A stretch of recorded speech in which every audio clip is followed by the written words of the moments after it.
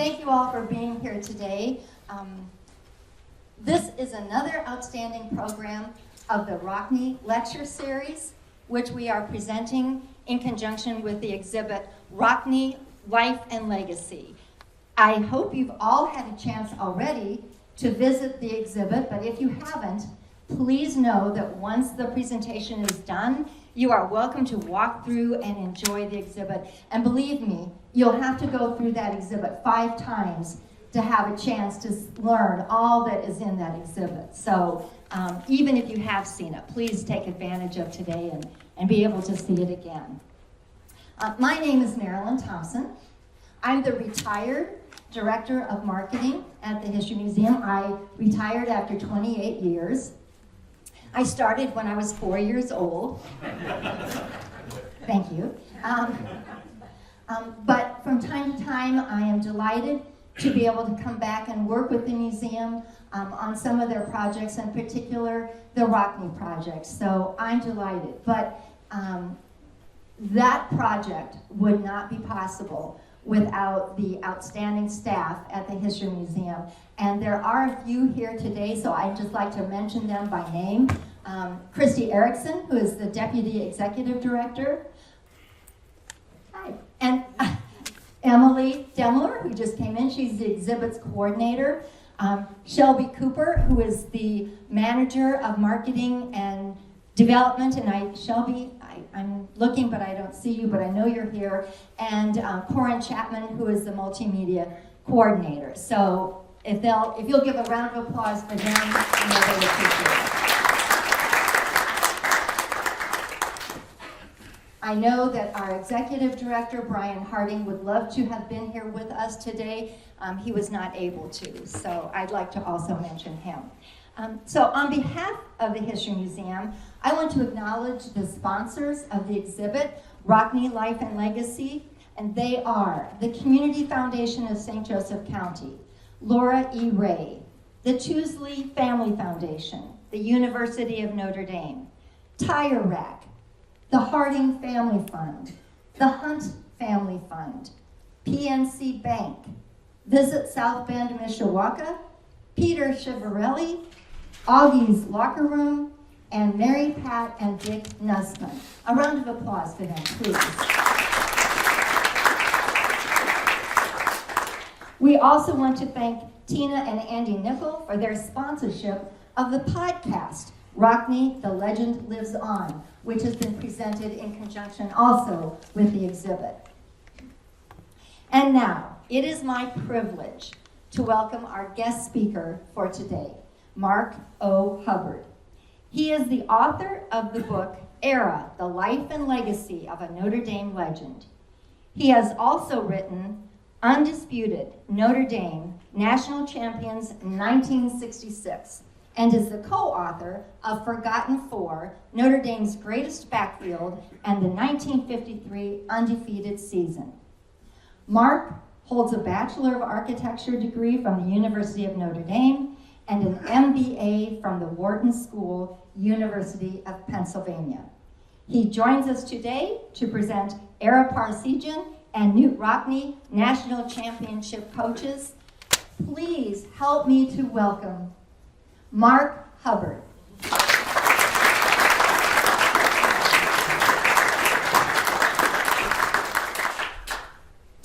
Well, thank you very much. I want to thank the History Museum for inviting me, and I want to thank Marilyn for all of her hard work and keeping me on the ball here to get this presentation in order, and all of you for coming out on a rather snowy and unpleasant day in January. My wife and I had a bet that I wouldn't get over 30 people. I think I won the bet. So thank you. It's good to start as a winner. I'm going to talk about the presentation. I'm going to open with some general remarks that kind of relate Rockne to Parseghian. I think that will be helpful to get the project started. And then we'll talk about the process of writing the book. I'll try to make that brief, but it's important. People always ask me, how did you get to be the person that wrote the biography of Era? And I'll explain that. And then we'll do a little overview of Era's career and have a question and answer period, which I welcome, because the questions are always more interesting than my speech. And then I'll sign books for whoever wants to for as long as you want me to stay here. So let's jump in.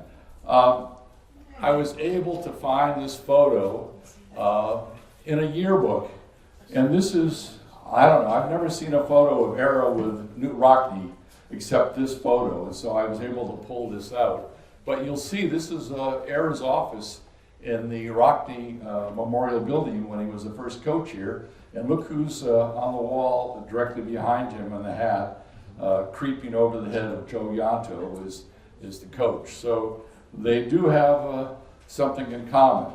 Now, let's talk about that first. Show of hands, how many people in the audience either knew or met or saw Era in person here in town? Yeah, so this, I have home field advantage, I can see that. The most important thing for me to relate to all of you is that I think the big thing that make Rockne and Era very, very special is that they lived their adult lives here in South Bend. You know, they were among us. They weren't people that looked like they weren't part of the community. So that is really a big similarity that I think is worthy of mention.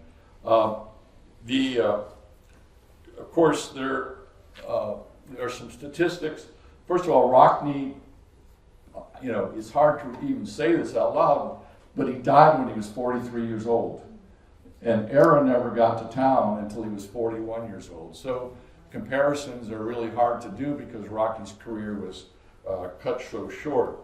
But they thankfully now are located within 50 yards of each other in Cedar Grove Cemetery.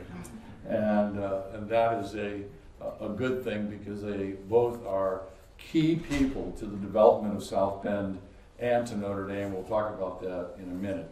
Some of the similarities, they were both from immigrant families that settled in the Midwest. They were very accomplished athletes in their own right. Anybody that knew Era knew that he was a very good athlete, especially a golfer. I didn't know until I saw the exhibit that Rockne actually played golf. At least there's a picture of him with Bobby Jones. Both were highly intelligent.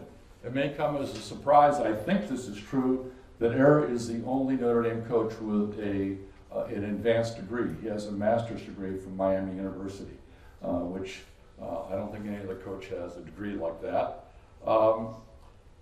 Rockne coached in one bowl game, which was the Rose Bowl in 1924, and we didn't play another bowl game until 1969. That was the Cotton Bowl, and of course Era was the first coach after Rockne to coach a Notre Dame team in a bowl game. Both had side hustles selling cars. Rockne sold cars for Studebaker, and Era had a long career as a spokesperson for the Ford Motor Company. I don't know if you all remember that. You'll see something in the presentation in a minute. Rockne was an extrovert and kind of enjoyed the limelight. Era was not, and he didn't especially like the limelight. He was actually a very humble guy in person, but oddly enough, he became a broadcaster of some national importance, and he kind of grew into that role. Both coached kids named Leahy. Rockne coached Frank Leahy, which is pretty well known, but Era coached Jim Leahy, who was a player on one of his teams, one of Frank Leahy's sons. One had a full head of hair, and one did not.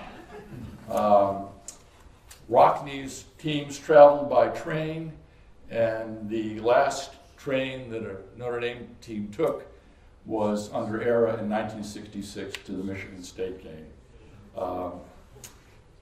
Both are, I'm going to see what my next slide is here. Both are a select member of a club that includes only 8 people who have ever been on the cover of Time magazine associated with Notre Dame.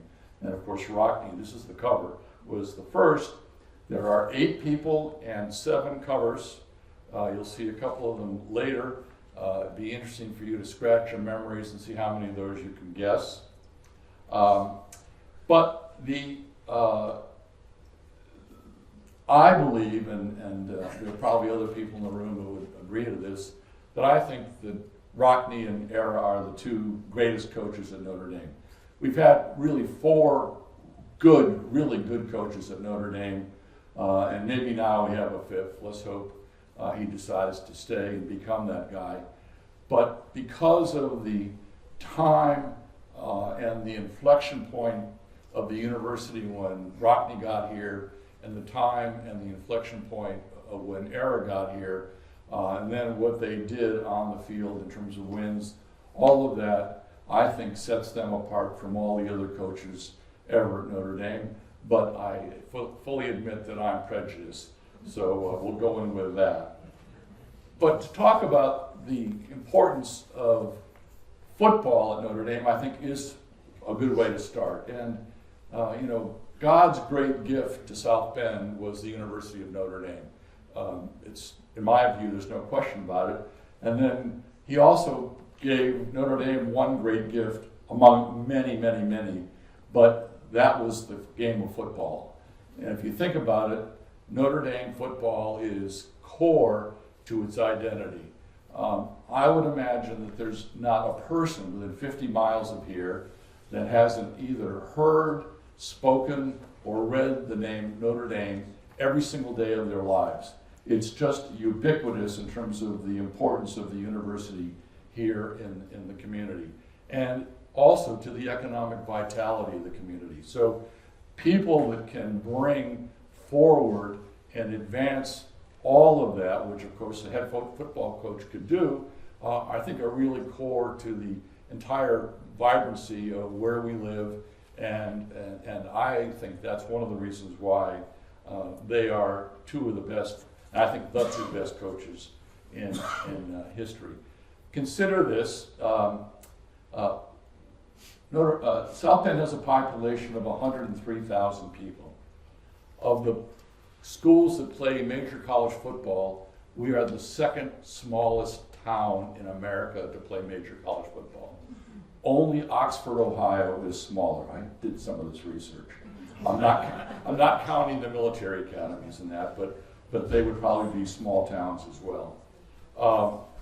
The Notre Dame student body is the second smallest of all the schools that play major college football. Only Wake Forest University is smaller than Notre Dame. So we feel like we're the little engine that could, but in terms of real data, we're not that big altogether. But we play big, obviously. Notre Dame is one of the top-ranked schools in academics, football graduation rates, campus ambiance, employee working conditions, and God kind of made us humble by providing us with not the best weather in the world, but that's the penalty for living here, I guess. And all of this takes place because there's lubrication. We've had great leaders, both CSC, a founder, and some CFC leaders all through the time. And of course, I'm going to speak a little bit about Father Hesburgh and Father Joyce, because with Era, they were a team, and they were really a team that made all the difference here. If you think about where South Bend was in 1963 with Studebaker closing, it was kind of a dark day for the local community, and that all changed in some ways with the advent of Era starting as a coach in 1964. The community had something to rally around. We had a chance to get some of our good economics back with bigger crowds and more people coming to town. It was a real transformation. So that's one of the reasons why I think Era really deserves a lot of credit as maybe one of the two greatest coaches at Notre Dame. The one that I think is interesting, I'm going to see what else I have here. I did a little picture search of the campus. Somebody just colorized a photograph of the campus in the 1920s. I just found this. And this is what it looked like apparently at the end of the 1920s. By the way, color photography didn't exist, so this is a real black and white photograph that's been colorized. And you can see the campus isn't very good. You can clearly see Cartier Field, and most of the buildings in the South Quad haven't even been started yet. But along comes Rockne, and there's a lot of building, and Notre Dame got a lot of national prominence. And the other guy that was on the cover of Time magazine, who was a coach, was this guy, who you all know, Era. This was in 1964. But 1964, the campus looked approximately like this. It was just when the library building was being finished. I would say the campus had maybe doubled in size in terms of square footage under roof. And then it got bigger and bigger. 1977, another growth spurt, but this is after Era's coaching tenure. And then today, 2024. The campus is approximately 10 times bigger than it was when Rockne was here. So, and probably at least 4 or 5 times bigger than it was when Era started here in 1964. Now that means a lot of jobs in construction and a lot of people that are employed as professors and employees and staff. All of those jobs enhance the economic viability of the town as we know it. So, Era is a very important figure for the town, for Notre Dame, and for all of college football because of who he was. And I wrote a book that I wanted to stress character and personality. I guess I have to say at one point what his record was here at Notre Dame, only because it was very, very good and unsurpassed, really. Frank Leahy has a slightly higher winning percentage only because he didn't play in bowl games. But Leahy, Rockne, and Era are the 3 top winning percentage coaches in Notre Dame history. And so a lot of this has to do with, and I won't get into this conversation, with the envy that people have for Notre Dame. And it gets down to basically money. We're the only university with a national television contract, and I had to look it up this morning. The contract started in 1991. It's been almost 35 years, and we're still the only school with a national television contract. When Era started in 1964, the Notre Dame endowment was approximately $50 million. Recently, the annual report for the university has the endowment at Notre Dame at $25.8 billion. That is 25.8 thousand million. We're number 6 in America, only after Harvard, Yale, Princeton, MIT, and Stanford. So football and the success of good leadership and being in the smallest town in major college football is kind of a very interesting way to start this. I thought it would be a good idea to remind everybody of that. We are the little engine that could, and we take it largely for granted. But I hope after this you will have a different perspective on it. So what I'd like to do is go through a program here where I speak about a couple of things. But what I wanted to do was start, I'll see where our slides are here, there's the cover of the book. Many of you have seen it. That's Era in 1970. Yeah, it's not there? Oh, there we go. All right. I'm a little ahead of myself. I can see on my computer up here what, yeah, she's my agent. Fortunately I have an agent. And so I asked a friend of mine who writes books, and he had one famous book, you probably have heard of the name of Buzz Bissinger. I said, what do you do at presentations like this? And they said, well, you read a little bit from your book, and then you talk a little bit about your book, and then you answer questions about your book, then you sign your book and you go home. So that's going to be kind of the feeling that we're going to have here, and I hope you all enjoy what this is going to be. So I'm going to do a brief reading from the book. This is brief, and it goes as follows. As one looks back on life, no matter how fragile or overbearing one's ego may be, I would like to believe in John Donne's meditation, that no man is an island. In that belief, we didn't get to where we are by ourselves. We got here because of a parent, a teacher, a mentor, a friend, a drill sergeant, a coach. We got here because someone cared, yelled at us, kicked us in the rear end, or demanded no breaking point. We got here because someone believed in us and gave us a sense of hope. But hope must start somewhere, that little corner of belief that one can achieve something in one's life. It might start with a look, a nod of the head, a pat on the back. It may continue with a correction, an observation, or a teaching point. But it makes a difference. And that was what Era Parseghian was all about making a difference. He never took an opponent nor one of his players for granted. If you were an All-American standout or just a walk-on holding a blocking dummy, you were an essential part of his team, and he made you feel that way. Now, he was not beyond getting irritated or yelling or correcting mistakes. His voice would rise, and all heads would turn toward the tower because he was the coach and controlled your life. You were 18 to 22 years old, and what did you know? Nothing. What did you have? Nothing but memories. And it was those memories that made you proud, made you special, made you a part of a legacy that lives on forever. God, country, Notre Dame, the Fighting Irish. Go, Era, go. Era, stop the rain.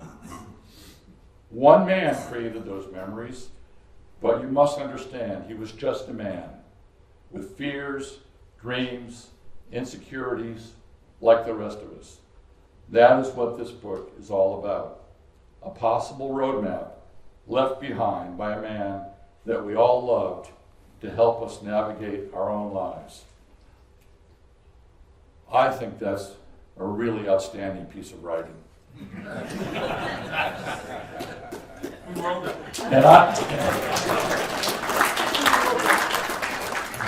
And I can say that because I didn't write it. That's the foreword to the book written by Rocky Blyer. But it does capture everything that the book is about.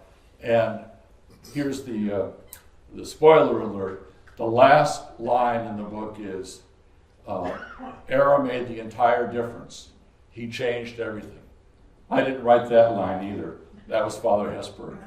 Between those two parts, a lot of the book there I did write. So we can talk about that. But I also had some help along the way because Era was a very literate guy and he left behind a great legacy of printed material and great files. And we'll talk about how all that started. But there's Rocky. If anybody here, as I was, when he was here for a Southern Cal game after being injured in Vietnam, there wasn't a dry eye in Notre Dame Stadium when he appeared with his cane on and we never thought he'd walk again. So he's become a good friend, and of course, we know who this guy is, and he and Era were very good friends. One of my disappointments is that I wasn't able to use the letters that I had from Father Hesburgh to Era because of copyright. The university controls those things through the general counsel's office, and nobody wants to tangle with them. So I wasn't able to do that. But Father Hesburgh was one of those guys on the cover of Time magazine. And this is in 1962. He became the president in 52, and things started to really change and gather momentum. But it wasn't until 62 that kind of people figured it out.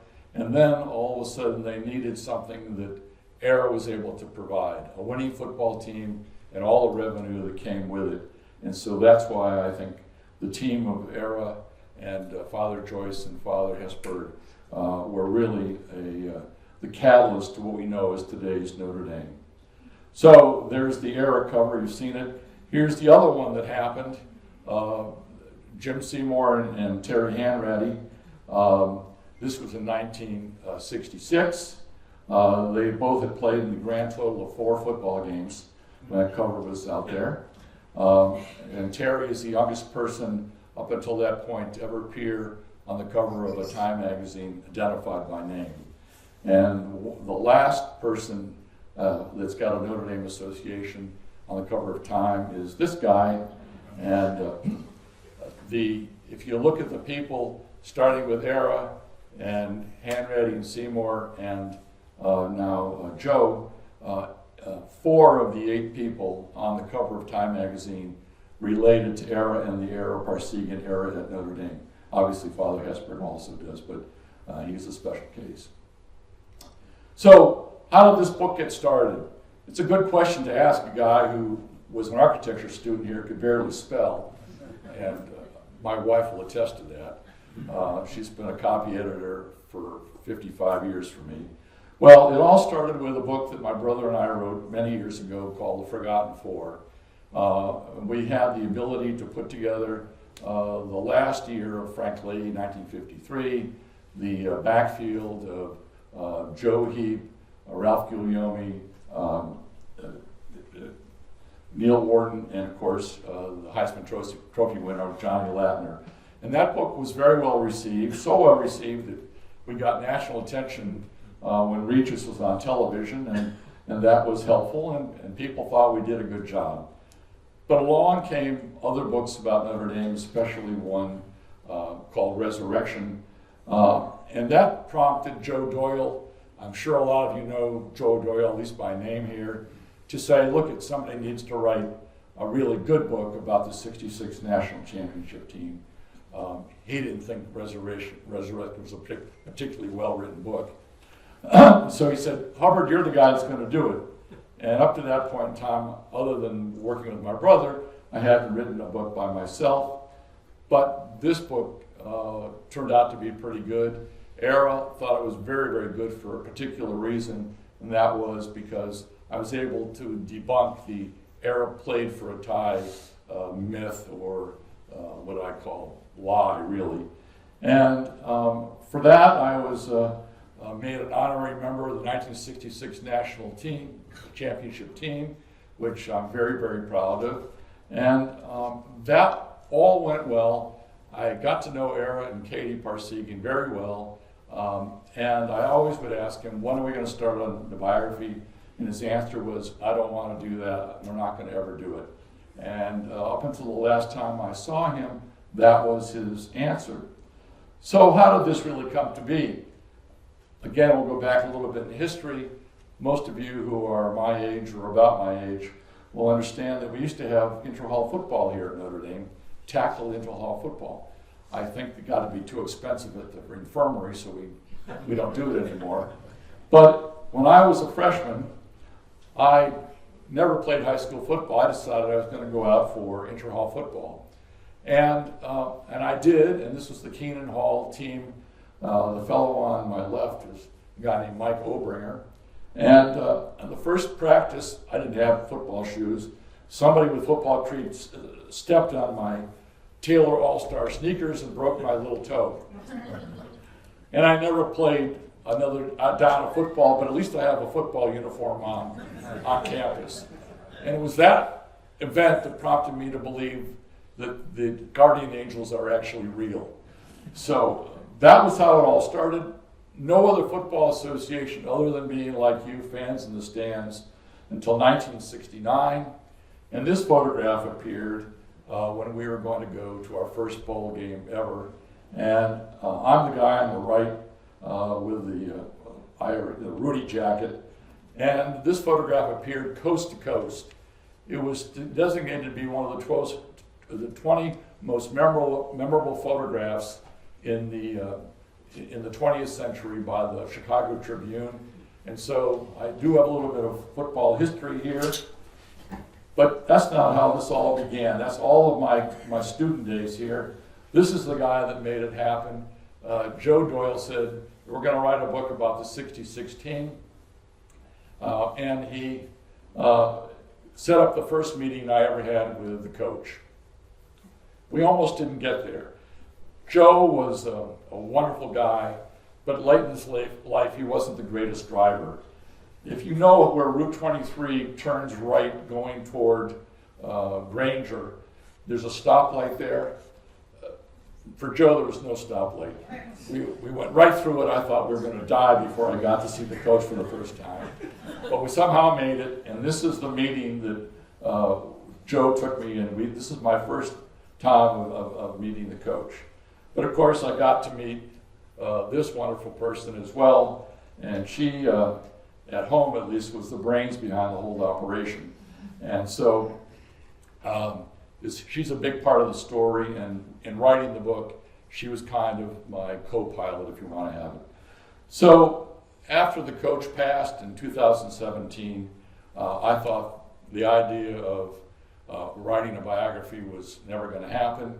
2 years later, Katie called me and said, "Mark, I want you to start the biography, and would you do it?" And I said, "Absolutely. What an honor. How do you say no?" And of course, it was a project that took about 4 years. But I didn't start with a publisher. This is part of the story. So I went to the place that I thought would be the most likely place to find a publisher, which was obviously the University of Notre Dame Press.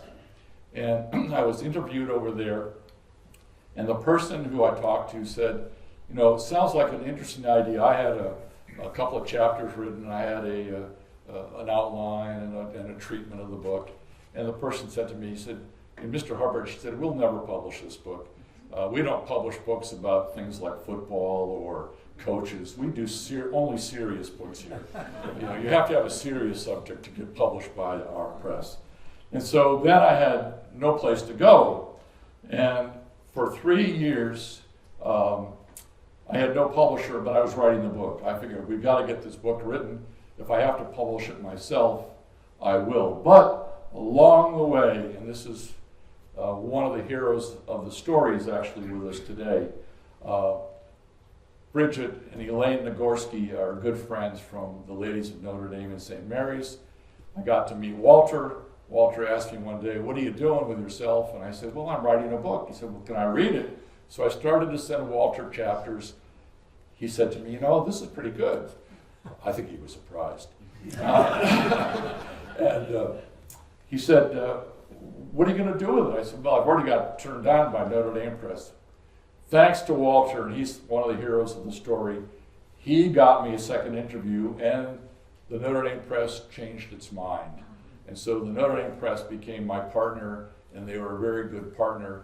But it points out, now Walter, just raise your hand so everybody understands. A lot of people know Walter. I don't think the book would have ever been published without Walt. So what was my approach going to be to writing this book? I wanted it to be user-friendly, lively, but I had to have a plan. And the plan was to make it be about personality and character. There's a lot of things in this about football and who scored and all sorts of theories of coaching. You'll find all that stuff in the book, but the main thing about Era was his personality and character, and that's the thing that hadn't been really, I think, tackled as a meaningful subject. So let's do a short overview of content in the book. This is Era as a kid, wearing a dress. He would be very embarrassed if I was showing this in public and he were here. But that's what people did in that era. Here's his family. He's the little boy on the left side with the sailor hat with his brother Jerry and his sister Isabel. And of course, both parents were immigrants. People think of Era as an Armenian Presbyterian, but as some of you who read the book, you could easily be called a French Catholic, because his mother was French and she was Catholic, and one of the reveals in the book is that Era was baptized at First Communion and was confirmed as a Roman Catholic as a young person. Very few people knew that. Even Joe Doyle, I don't think, knew that. This is Era in high school. His mother wouldn't let him play football for 2 years. His brother forged his signature, his mother's signature on the permission slip, and this is Era at Akron South High School. He's the guy in the back row with the dark eyes. But next to him, on the left side of him, on the right side of the screen, is an African-American guy, and this is what got me inside Era's trust. Is the fellow on the in that picture is Conwell Finley. He's the African American. And when I met Era for the first time, he was kind of a little sarcastic. We sat down in his office and he said, well, I suppose you want to hear about the 1966 10-10 tie at Michigan State, because that had been the pebble in his shoe for the entire time after that game. And I said, no, Coach, I want you to tell me about this picture. And I gave him the picture. He looked at it, and he pondered it for a minute. He said to me, he said, that's Conwell Finley, our tailback. I wonder whatever happened to him. And from that moment on, I think he understood that I was going to write a different kind of a book about the 66 year. And that was the thing that got me into the trust area of the coach. You know, for no other reason, I never had written anything by myself up to that point in time, but it was how you approach people and how you touch the humanity of people. And he was a very person who really wanted to stress humanity and stuff. And I had two subjects I had to talk about in the book that required real attention: the civil rights movement and the war in Vietnam, and we were able to integrate those subjects into the book in interesting fashions. I used Rocky Bleier as one of the transition points for the war, and Conwell Finley, his teammate, was the entree into talking about the civil rights movement. This is Era as a naval officer. After high school, he played 1 year of sports at Akron University. Very few people even remember that or even talk about it. And then he decided he was going to enlist in the Navy in 1943.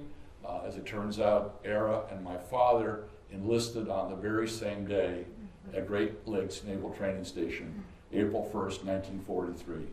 And because the H's and the P's weren't together, they never knew each other. And I never even knew this until I did the research on the book. That's one of the real surprises in the book. This is Era after he got out of the Navy. He decided he wanted to go to Miami University. And this is Era as a football player at Miami University. And of course, football players always get the prettiest girls on campus. This is Era and Katie. As Chris, their daughter, has said to me, these two could have been movie stars, and they're right. I mean, they're a very attractive couple. If there's ever a movie about Era, it's got to be George Clooney and who's the other gal? This, the Pretty Woman, that girl, whoever that girl was. Julia Roberts, yeah. They could play the role, but they wouldn't be any better looking than this couple. They met at Miami. Obviously, they got married. They had their children. We'll talk about that in a minute. This is Era as a football player after graduating from Miami, playing with the Browns. He played 2 years for the Browns, got injured in his second year. He was Team Rookie of the Year his first year, playing for Paul Brown for the Cleveland Browns. But the injury took him out of being a professional player. But I think it's interesting to note that of the coaches we've had at Notre Dame, I think there's only 4 that have actually played professional football. And the first 2 are hard to guess, but I think it is one of the 4 horsemen. Which one would it be, John? Probably. The guy that became the commissioner. Elmer Layden. Elmer Layden, I think. And the coach after Brennan was a professional football player for a couple of years. Era, and of course now Marcus Freeman. Only 4 of our coaches have actually played professional football. This is him coaching at Miami, 5 years at Miami. Then he was recruited by Northwestern to coach there. I could make the case that he actually saved football at Northwestern. They were about ready to disband football, and he came in and turned the program around. He was at Northwestern for 8 years. He had 4 consequential games playing Notre Dame, won all 4 games. that got some people's attention on campus.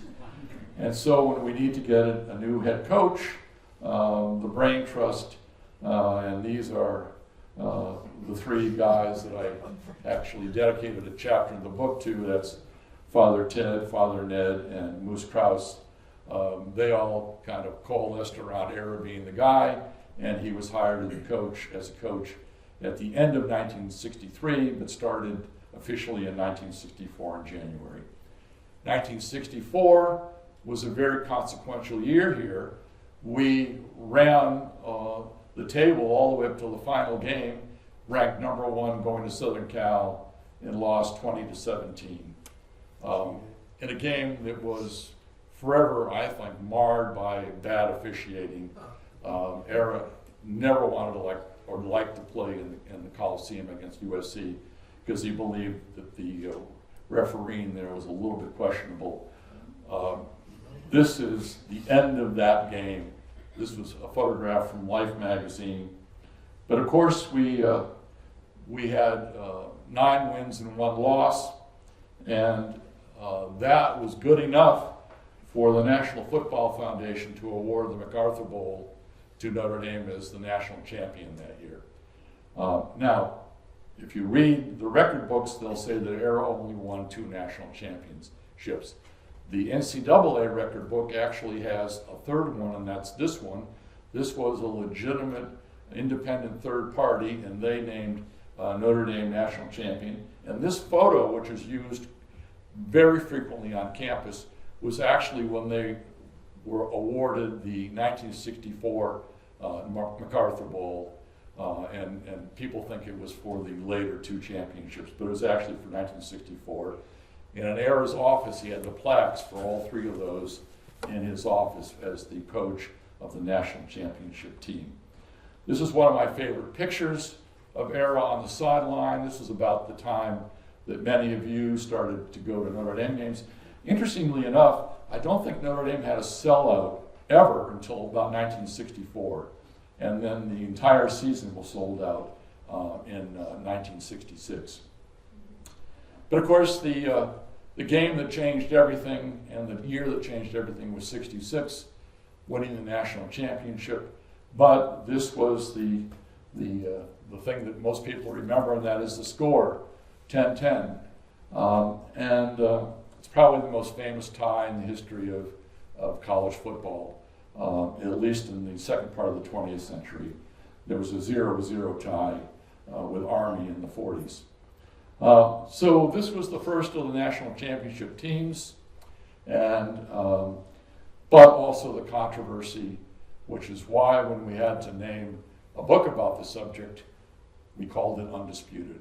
Now, I will tell you that I was invited with the team to go to the 51st anniversary at Michigan State up at their place, and they treated us very, very well.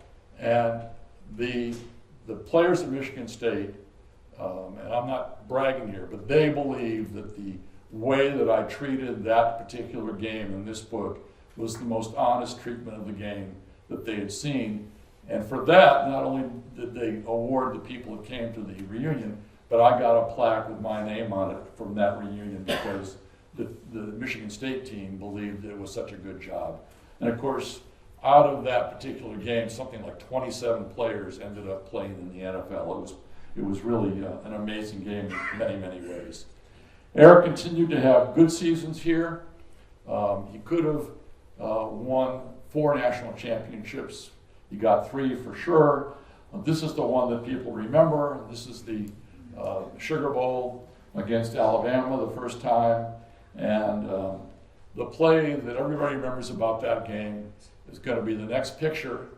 And oddly enough, it was a play that was not even in the playbook. And that is the Tom Clemens to Robin Weber pass from the end zone that basically iced the game, and we won when the clock ran out. And this is the picture of Era after that game. He coached another season in 1974, retired after that. We can talk about that if you'd like.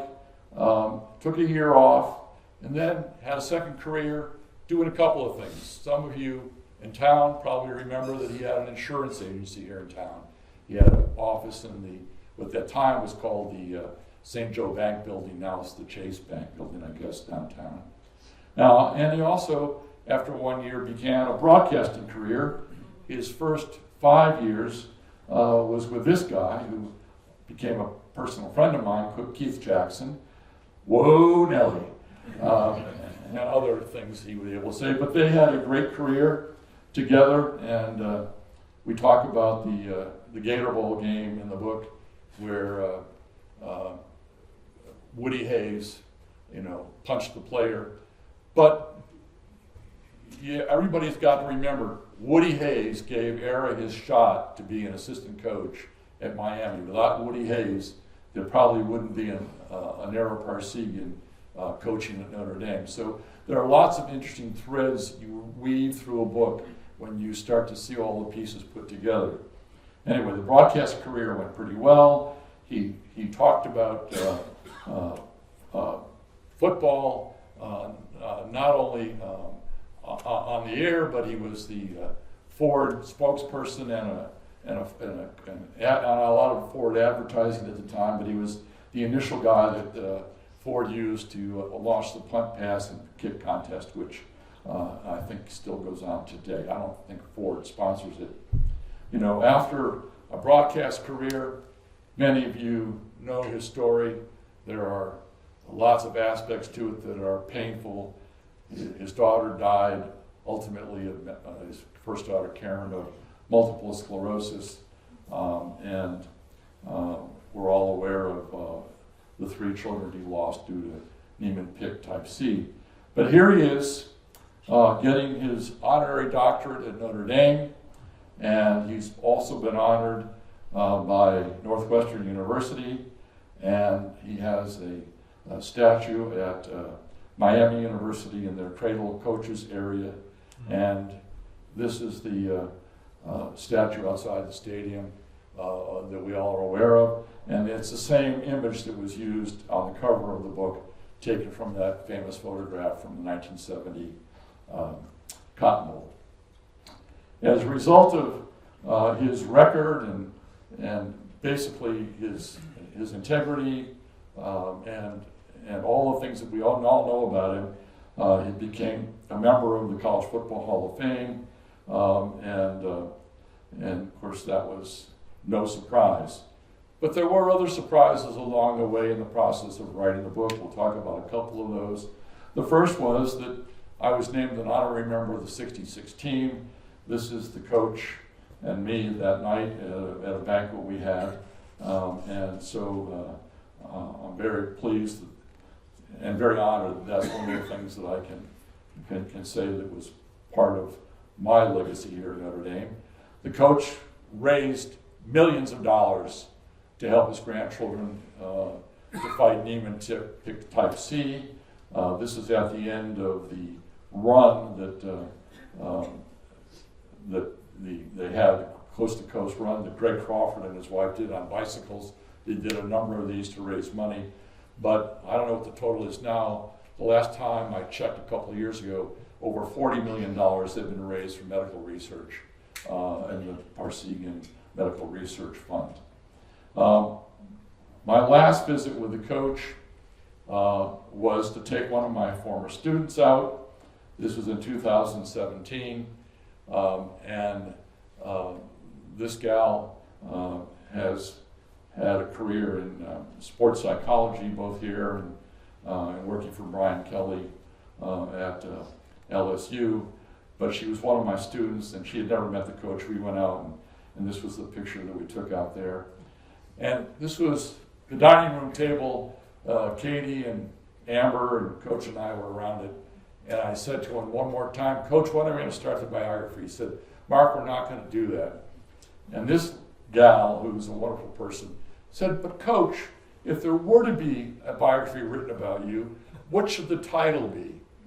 And he looked up, he smiled, he said, how about ERA, A-R-A? It reads the same, forward and backwards. So, when it came time to write a book, that became the title, although I had to fight for it with the Notre Dame Press. They wanted to do some flowery title that nobody would ever remember. But I convinced them because in sports, there are very few people that have one name recognition. You can, a handful of them, Tiger, Babe, all of these people. Era is recognized by one name, his first name. Oddly enough, he was embarrassed about it until he actually got into the coaching ranks. But he became known by that name. I wanted to put this picture in case anybody here played or was on the sideline with Era. This is what everybody knows as the look. If he was not happy with you, he might not scream at you, but this is what you'd get. This is the look. I had a hard time finding that picture, by the way. And as a result of writing the book, I've become good friends with Katie and the family and a lot of other people, all of you here in attendance. And every year we celebrate Katie's birthday. This is a couple of years ago.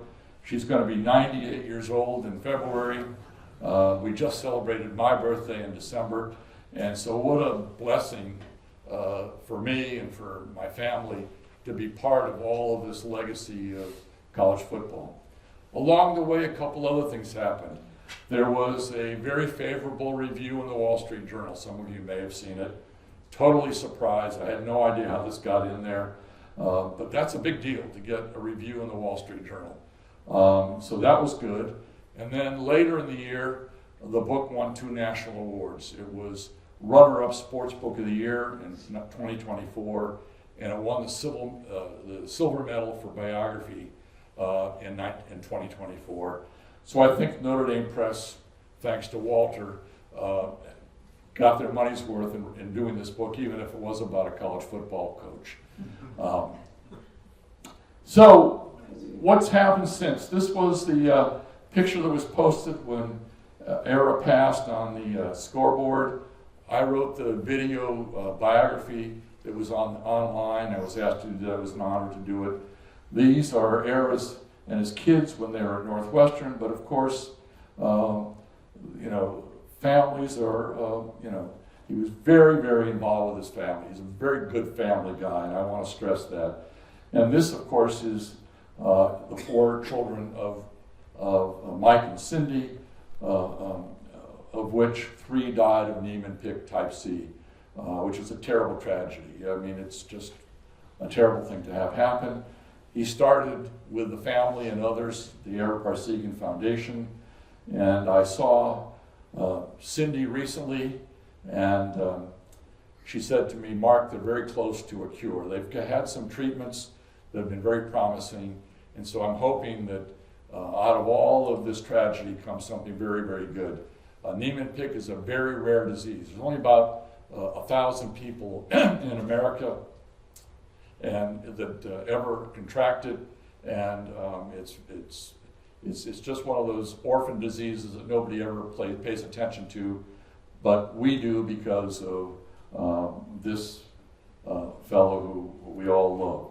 So now I'm going to open it up to questions about the book or about the coach.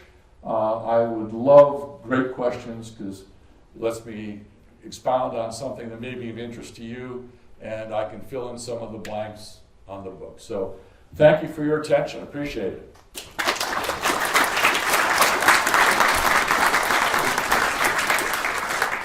I saw one hand. So I read the book. I loved it. I almost didn't read it because I thought I knew everything about Era. I found out I didn't. So,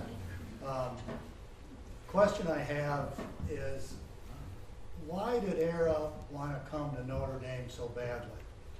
I read that, he didn't really have a connection with it.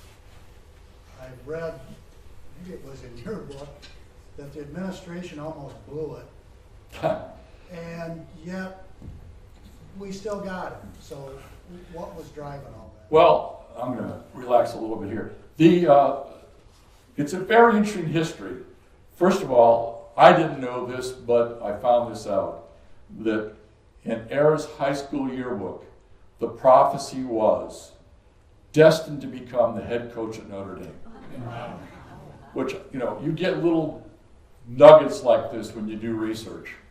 And I thought, well, that's interesting. If you think about it, the Notre Dame head coaching job was one of the key and primary jobs in all of sports at the time. The NFL was nothing in the 1940s. And so if you're going to be on the top of a profession, it would be in college sports.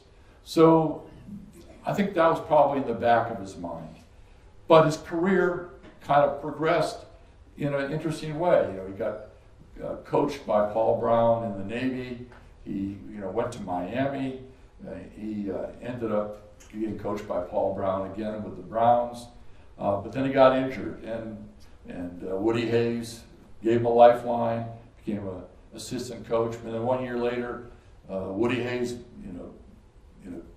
went off to Ohio State, and he had a rather interesting career there, but a good career. And so he's got good coaching genes. He's got Paul Brown, he's got Woody Hayes, although I'm not sure Woody learned from Woody Hayes. But you could see the progression going from, the Mid-America Conference to the Big Ten, and then what would be next. And he knew his time at Northwestern was over because he wasn't really getting along with the AD. And it was his brother that suggested to him, hey, the job, and he knew he wasn't going to coach the next year. His brother said to him, Thanksgiving Day, they were together in Toledo. Notre Dame was playing Syracuse that weekend. He said, the Notre Dame job is open. Why don't you call and see if they'll interview you? And he did. He called Father Joyce. Father Joyce called back, and it started to go downhill after that. And the key moment, I think, was when Era and Father Joyce and Father Hesburgh all met in a hotel outside of Chicago on a snowy day in December. And they all knew that he was a good coach. He beat him 4 times. They didn't forget that. But Father Ted told me, he said, I knew we had the right guy when I asked the question. And this will tell you a lot about Father Ted and about their relation. I said, if you were to coach at Notre Dame, will you abide by all the rules in the NCAA and all the rules we have that are very strict at the university? And when he answered it in the affirmative, people close to it said that was the day, in the hour, that Father Ted said, this is the guy we want, even though I don't think he was the leading candidate at the time. I think Dan Devine was actually Father Joyce's preferred choice. And fortunately for us, Era was the guy that was hired. And he felt, in his own words, we have this in the book, that after he took the job and it was going to be announced, he felt unworthy because he thought people would feel like he wasn't deserving because he was a fallen away Catholic. This is his words. And of course, nobody ever really paid attention to his background. But Father Hesburgh, Father Joyce, and Moose all convinced him that would be just fine. We need a guy of integrity and a winning attitude, and they hired him. And so he came here. But the good news is, I think, out of all that, he was very familiar with the Catholic heritage and what the Catholic Church stood for. Very respectful for his entire career here. And, fit is an important thing when you hire somebody. And he was the right fit, and people knew it at the time. So I don't think he ever woke up and said, gee, I want to be the coach at Notre Dame. But people in his high school thought that, so, it all turned out pretty good. Is that a good answer? I mean, it's a truthful answer, I guess. Yeah. He could have gone other places. I don't know who wrote that in his high school book. But yeah, he could have gone other places. He was on his way to Miami University in Florida, and he had already put in a call to Father Joyce, and the intermediate stop was St. Louis. He called Katie from St. Louis, and she said, Father Joyce has called and wants to talk to you. And he canceled his trip to Miami, Florida, came back to South Bend, and it all happened after that. So, destiny, maybe. Yeah. Providence. Yep. Yeah. Yes, sir. Let's go to the other end of Era's career here. I'm a 72 graduate, and I thought, boy, how lucky I was to be here in the glory years of Father Ted and Ned and Moose and Era. And 2-3 years after I graduated, I remember you could knock me over with a feather when I heard the news that Era was resigning. Absolutely. I mean, it seemed like out of the blue. Well, I was 72 grad as well in architecture. So I'm with you. I heard it, somebody that was a classmate of mine in Philadelphia told me on a bus we were taking downtown Philadelphia that he had resigned. And it was a surprise even to people that were his assistant coaches. But he, I think, people ask me, what do you think was the character trait of Era that was the one that you would try to highlight as the most important? I think he faced that decision with a lot of courage. He knew that he was starting to have what I'd call burnout, and that he didn't want to put the things he considered important, his family, his health, in jeopardy. And he was seeing other coaches kind of go over that. I mean, I won't give names, but it's pretty well known that a number of coaches became either alcoholics or had mental problems or whatever. And I just read when how many people here for the Ivan Meisel speech? Ivan and I have become pretty good friends, and I didn't know until I read his book that Dr. Johns was Leahy's doctor, and he was also Era's doctor. So Dr. Johns had seen this movie before, and I think the advice was, look at Era, if you want to preserve your health, you need to walk away from this. And I think that was the reason. And it was his decision. The university had nothing to do with it. In fact, Father Joyce tried to talk him out of it, and it didn't work, obviously. But the relationship between Father Joyce and Father Hesburgh and Era, very, very close. I wish I could have published some of those letters because, they're all on the same page. They all worked together and they knew what they were doing. And it was a very, we had two people on the cover of Time magazine here at the administration of Notre Dame. One is a football coach and a president. When's that ever happened before in America? I can't think of one.